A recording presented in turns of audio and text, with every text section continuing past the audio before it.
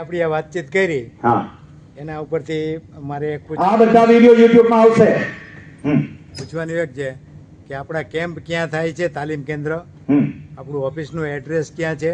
સારું, સરસ. આ તો જવું જોઈએ YouTube માં. હા, અને આપણે કામ કરીએ છીએ, કોઈને પર્સનલ મળવું હોય તો કયા નંબર ઉપરથી ઓકે. કે આપણો કોઈ મોબાઈલ નંબર હા, આપણે હા. મળવાનું.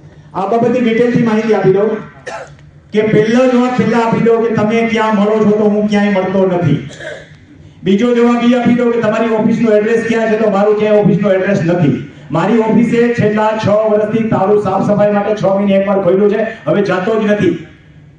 હજી રિસેન્ટલી વાત કરું કે 2 વર્ષ પહેલા એકવાર ગયો, આ વિડિયોની બધી પ્રક્રિયા ચાલુ હતી, એક ભાઈ ડીએલ ના કાગળ લઈને આવ્યો, હવે એને 5 લાખ રૂપિયા કીધા હતા. મેં કીધું આ તો માખણના મોવરાને કોઈ કાઢ નાખો, જઈને કરીએ 50,000 માં કામ પતાવ્યો, બીજું કામ તો લાખ રૂપિયા કરી આવ્યો. પછી વિચાર આવ્યો કે આ ધંધો નથી કરવો, અહીં બે તો પૈસા કમાવાની ઈચ્છા થશે, એટલે બંધ કરી દીધી, એટલે ઓફિસે જતો જ નથી. ત્રીજો પ્રશ્ન, મારો મોબાઈલ નંબર ક્યાંથી મળે?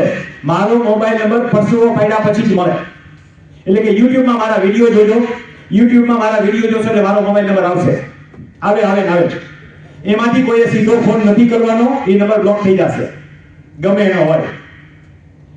મારા YouTube માંથી વિડિયો મારામાંથી નંબર 9898 વાળો મળી જાય, 91732 વાળો નહીં, તો હું આખો બોલું છું 9172084 તાલીમ કેમ્પમાં આવવા માટેનો છે. એ નંબર ઉપર કોઈને પ્રશ્નોના જવાબ આપવામાં આવતા નથી, એમાં ખાલી WhatsApp જ છે, ફોન બંધ છે. એટલે 9898 વાળા નંબરમાં તમે મને WhatsApp કરીને કાંઈ પણ પ્રશ્ન હોય તો પૂછી શકો, એનો હું એને જવાબ WhatsApp થી આપું છું.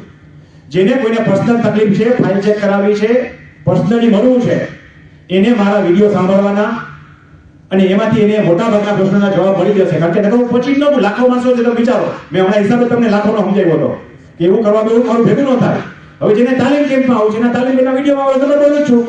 આમ થાય મારા તાલીમ કેમ્પમાં આવવા વાળાને હું કહું છું કે જ્યાં સુધી મને સમજતા નથી ત્યાં સુધી ફી ભરવી નહીં, સમજાવવાનું રજીસ્ટ્રેશન કરવું નહીં. કોને આવું કોને ના આવું એ હું કહું છું કે દુર્બુદ્ધિપૂર્વક ભાગ લેનારાએ આવું નહીં, ખોટા માણસે આવું નહીં. 50% વખત તો મારામાં ન્યાય કપાઈ ગયો, બેમાંથી એક તો ખોટો હોય ને.